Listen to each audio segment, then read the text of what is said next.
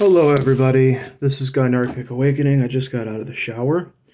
I haven't made a video in about 3 weeks or so I thought I'd do something just to let everybody know, everything's all right. I'm still going through many different challenges, but, that's just the spice of life, so to speak. First, the updates. I am more than halfway through my library suggestions to Europe. Unfortunately, I am lagging behind when it comes to phone calls. I need to be better about that and more efficient about that. I've been probably working at least 6 or more hours trying to go through each of these cities in Europe, trying to find where these libraries are and when they have emails. It's been very challenging, but there have been some rewarding moments. So, aside from Germany, now what we have is we have a Finland library, we have a Denmark library, and 2 Austrian libraries that bought one or more of our books. So, congratulations to that. I am pleased to see that there's been some progress. What makes this more interesting and even more satisfying for me is that many of the declines have been the main reason that they're giving is they don't have English nonfiction books. They don't put those on their shelves. So when somebody goes out of their way to buy it anyways, despite that being the norm, it's a big deal. And with Austria specifically, I'm very happy to see that all, because Austria was a mountain. Like, it took me a week to get through all of Austria's cities. Austria must have like over 1,000 cities or towns. It's ridiculous. If you don't believe me, type in Austria, all cities, and go to Wikipedia. See it for yourself. So it can be tough to be motivated, which is what the video is going to be about. I also want to congratulate the Serious Gynarchist group on getting 3,400 members. The climb has been slow, but it's been up, it's been steady, and it's increasing. So congratulations to them. Congratulations also to the content that they're making. As usual, it's excellent, it's consistent, and it's what I and others have come to expect from them. I couldn't be happier with the direction the community is heading, actually. Now, that being said, I wanted to talk about how I stay motivated as a Gynarchist. And the title of the video is going to be Staying Motivated as a Gynarchist, because this is considered a fringe position by many people in the general population. This is something that some people will label you as crazy because they haven't done the research, or they think they've got it all figured out, or that they know more than they think they do. Pick something, and it usually boils down to them uncritically accepting egalitarian propaganda, and not only that, but accepting sometimes red pill propaganda, and our voices are not represented very well outside of our community, and that can be kind of a problem. In fact, that deserves its own video itself. Gynarchist representation outside of the community. That could be its own video, and it probably, in fact, you know what? I didn't intend for this. See how this happens. Gynarchist representation outside the community. Okay. Now, getting back to what I was saying, it's very challenging sometimes to get up in the morning and to go to work for over 6 hours every day or more doing these library suggestions. And there are sometimes there are health reasons for that. I just feel strange. I feel out of it. I feel down. I'm not particularly always, I have like mild depression sometimes, and there are days when it's worse, and obviously, sorry, days when it's worse and others when it's not. But when it gets really, really bad, it helps to use certain tactics to sort of achieve what I'm doing, and it also helps to have a positive mindset and an appropriate strategy that takes into account not only the things in your life, the factors that are dragging you down, but distracting you from your goals.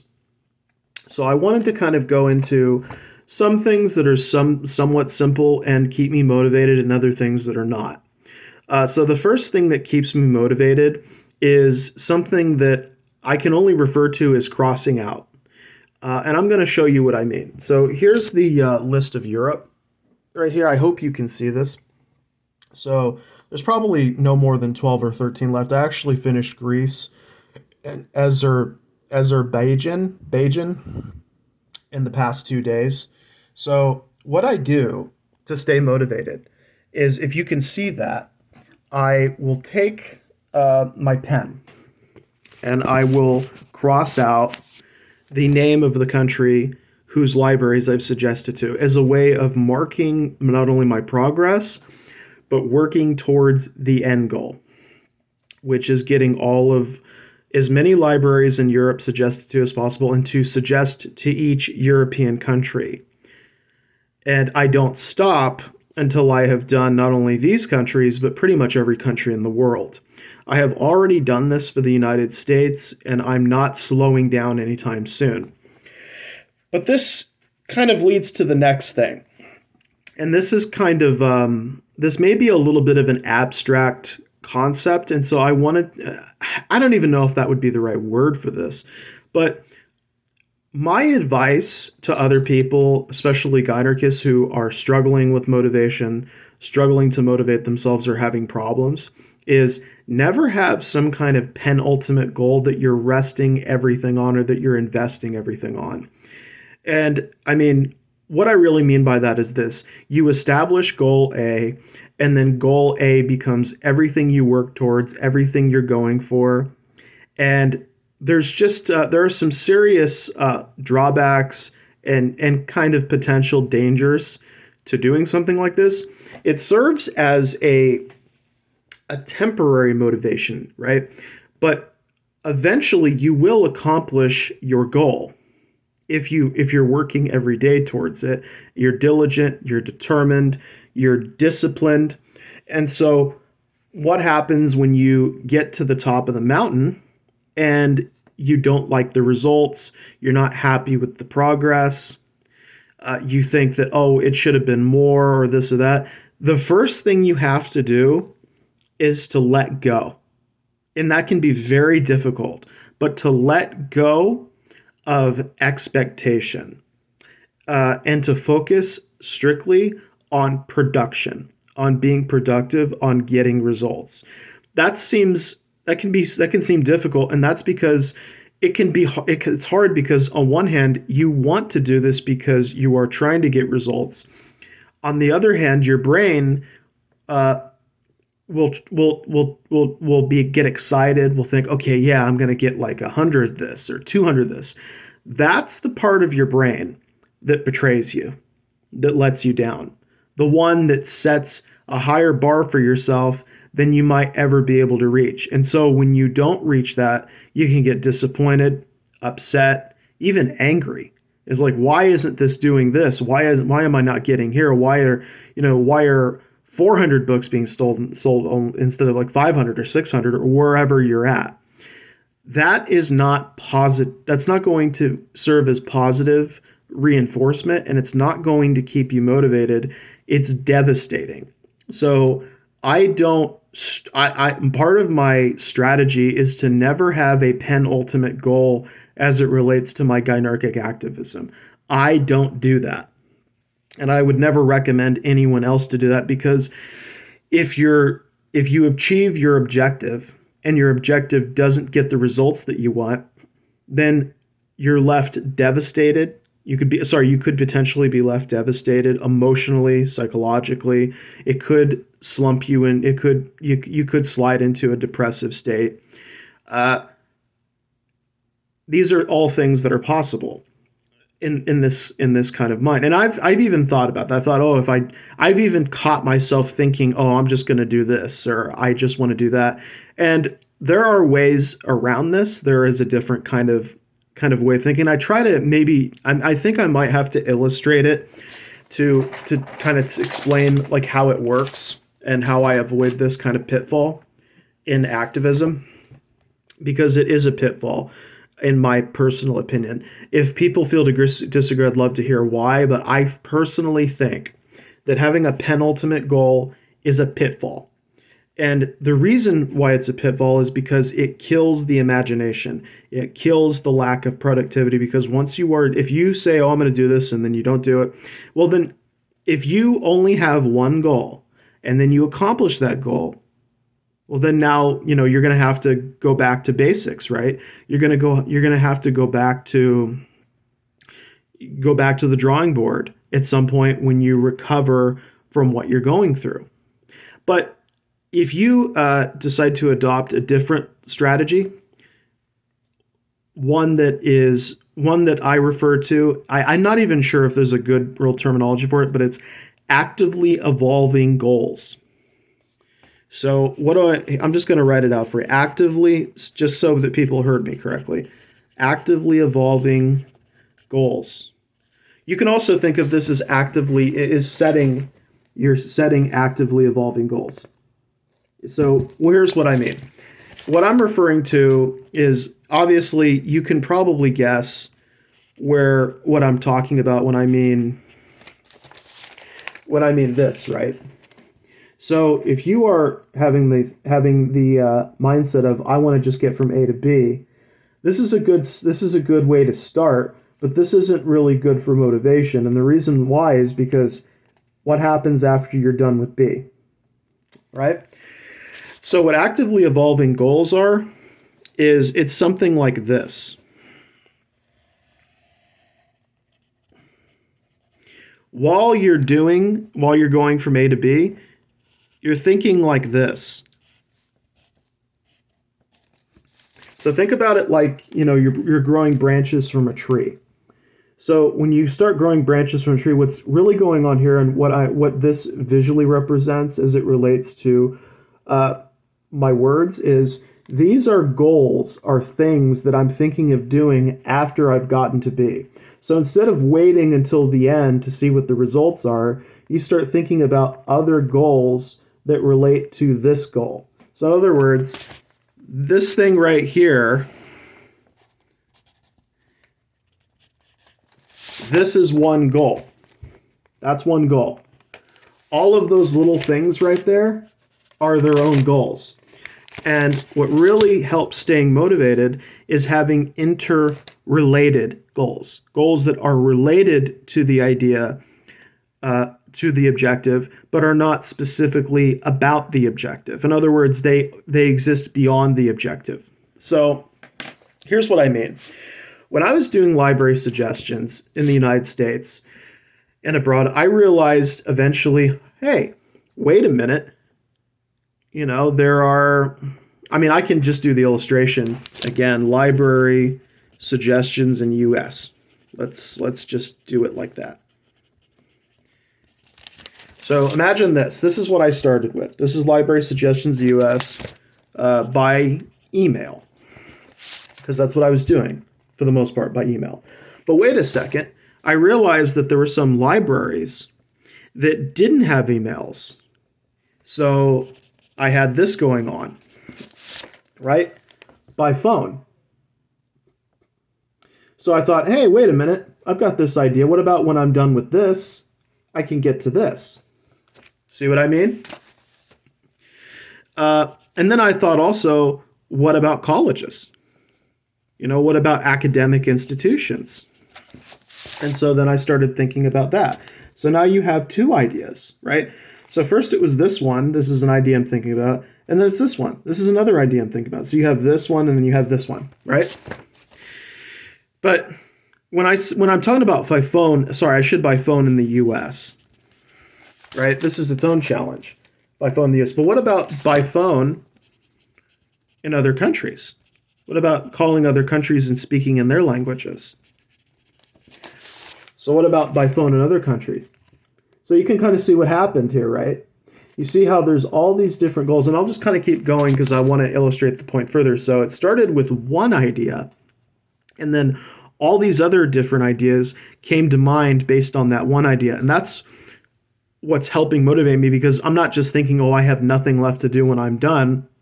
I have all these other options that became available and that will become available when that happens. So these are all things I could do. And then here's another one.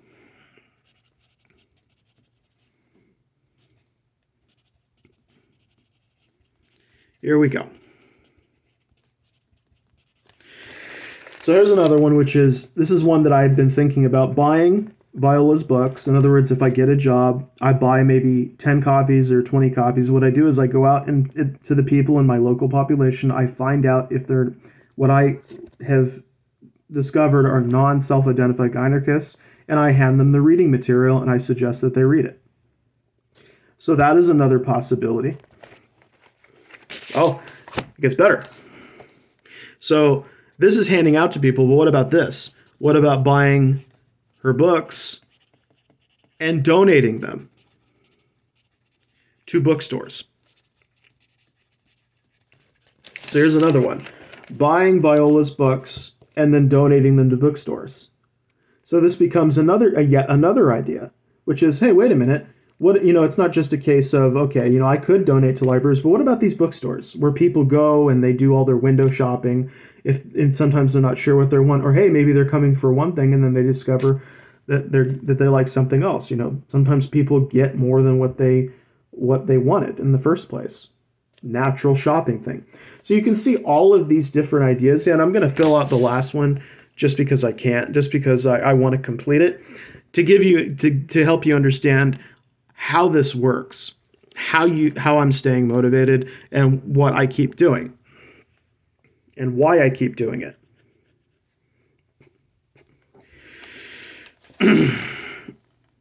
So what I mean by colleges, by the way, I mean like literally talking to professors. I forgot to mention that. I mean suggesting to professors, and so on and so forth. And the next thing, I guess, on the list, I am thinking while I'm doing this. Obviously, I do off the cuff. I think one other thing I have considered as a possibility is, what is it? I'm trying to remember. If I remember, I'll let you know. But I think I wanted to fint the last one. I just don't know if we'll be able to do it. I know I had a few other ideas up my sleeve. I could probably, pull them out. In fact, I probably will. Just, yeah, because my brain doesn't like to cooperate all the time.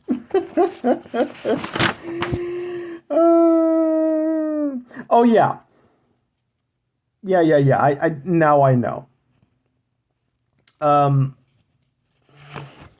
Yeah, so another thing I thought about doing is there are these websites for each city. So there are people like who belong to, let's say, the fire department, politicians, clerks. There's all these different positions that people hold, and so if you type in, let's say, Sacramento County or whatever county, a lot of the time, or I find that most of the time, there is a website for that, a website for that town, and you can find links and emails to different people working in all sorts of professions, and you could start suggesting to them too. So suggesting, yeah, I just forgot about it.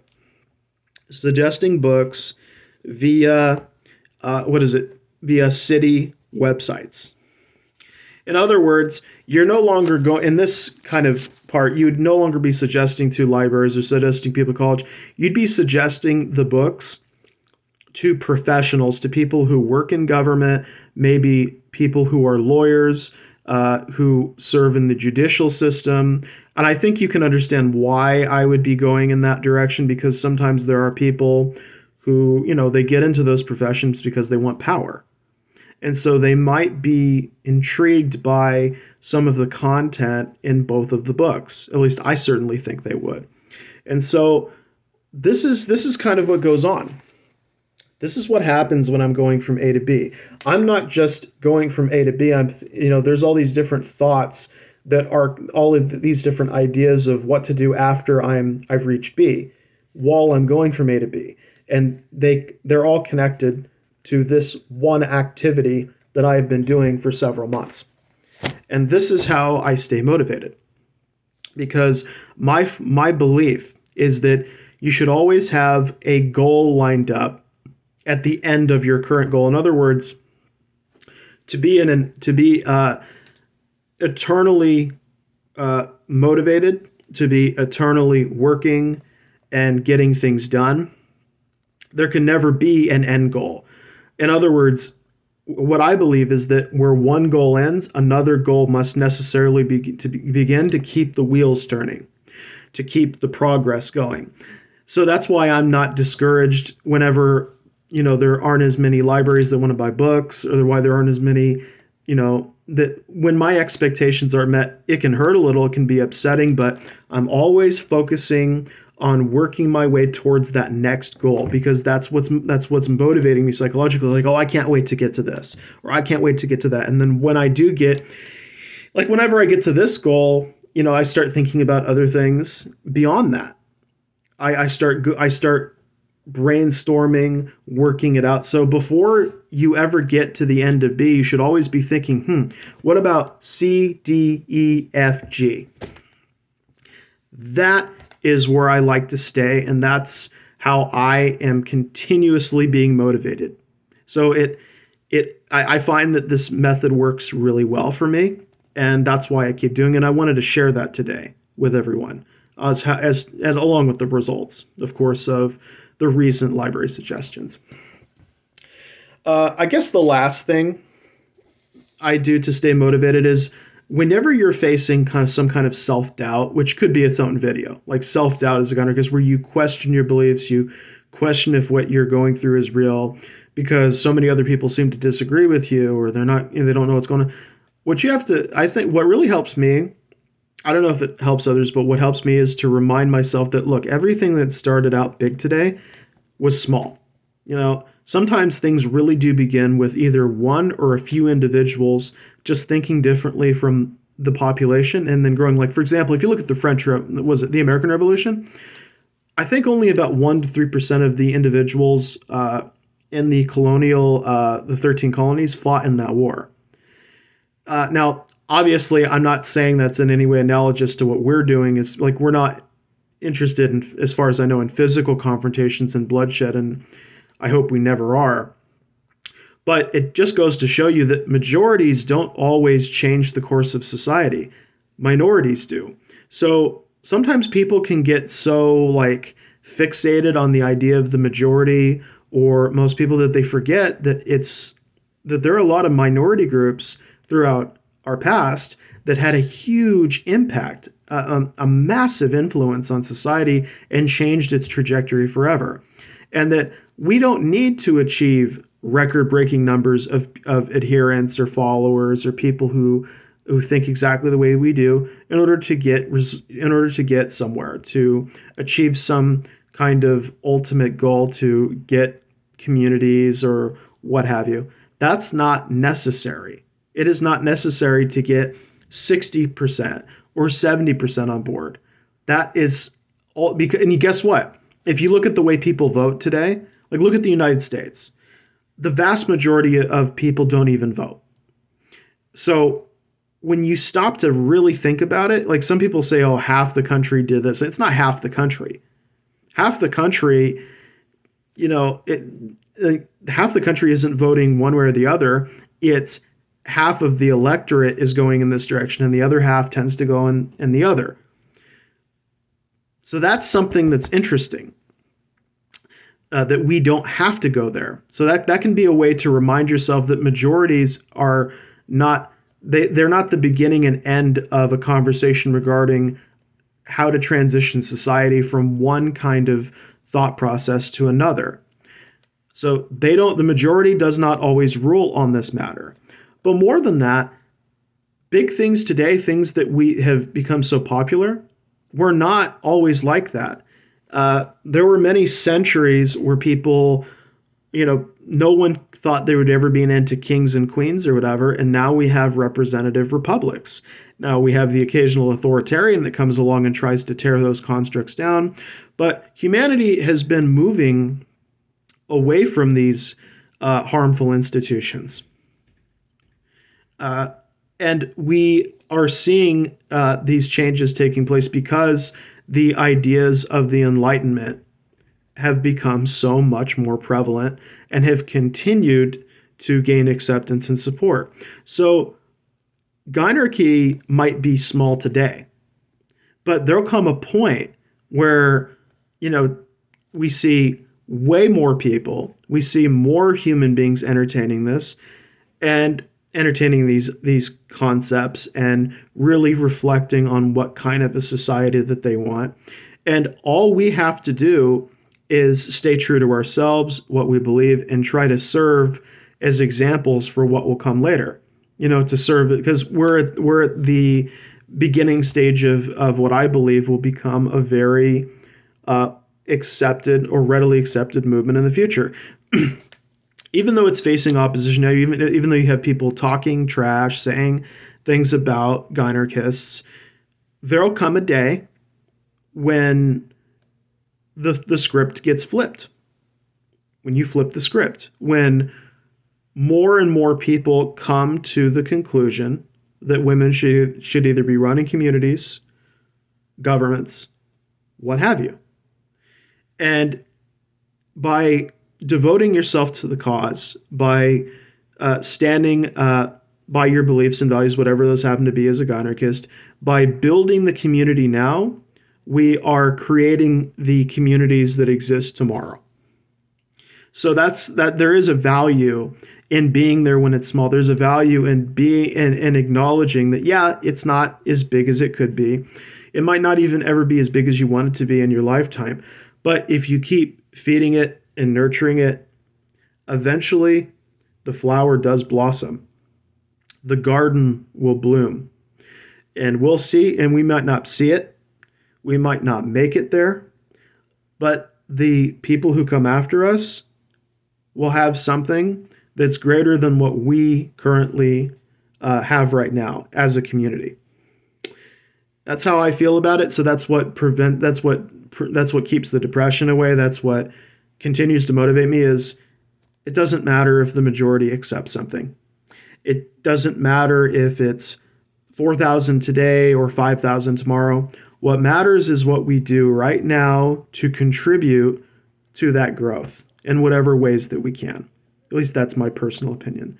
Well wishes, everyone. Please take care, and I hope you have a great day. I got to get going to do my usual cannon bottle run stuff, and then I'm going to have to get back to Portugal. Actually, it wasn't as bad as the other ones. Austria. Oh! Please take care.